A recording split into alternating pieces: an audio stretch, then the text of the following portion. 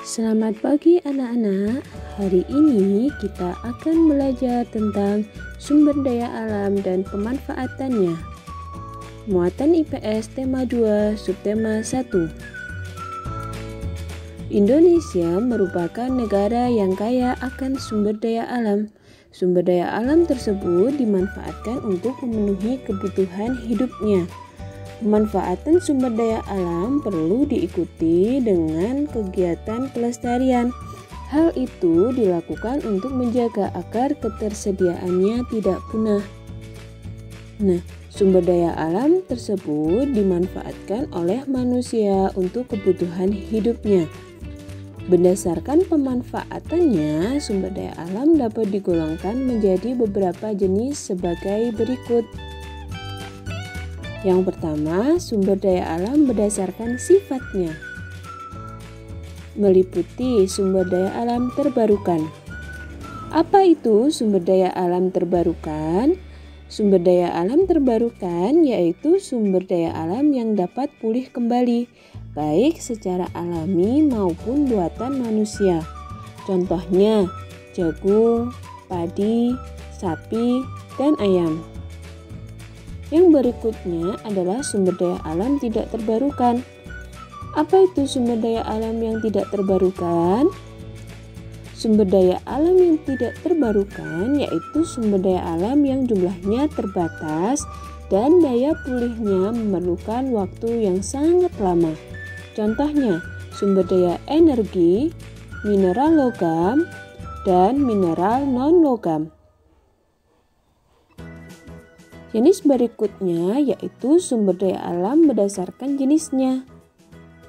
Meliputi sumber daya hayati atau biasa kita sebut dengan sumber daya alam biotik. Sumber daya alam hayati adalah sumber daya alam yang berasal dari makhluk hidup, yaitu hewan atau disebut sumber daya alam hewani, dan tumbuhan atau disebut dengan sumber daya alam nabati. Contoh sumber daya alam hewani yaitu sapi, kambing, kerbau, dan sebagainya. Sedangkan contoh sumber daya alam nabati yaitu padi, jagung, dan sebagainya. Berikutnya adalah sumber daya alam non-hayati. Sumber daya alam non-hayati atau biasa kita sebut dengan abiotik berasal dari benda-benda mati. Contohnya tanah, air, udara, sinar matahari, dan hasil tambang. Nah, contoh pemanfaatan sumber daya alam. Yang pertama, jagung dan padi digunakan sebagai bahan makanan pokok. Yang kedua, minyak bumi diolah menjadi bahan bakar kendaraan. Yang ketiga, emas dimanfaatkan untuk perhiasan.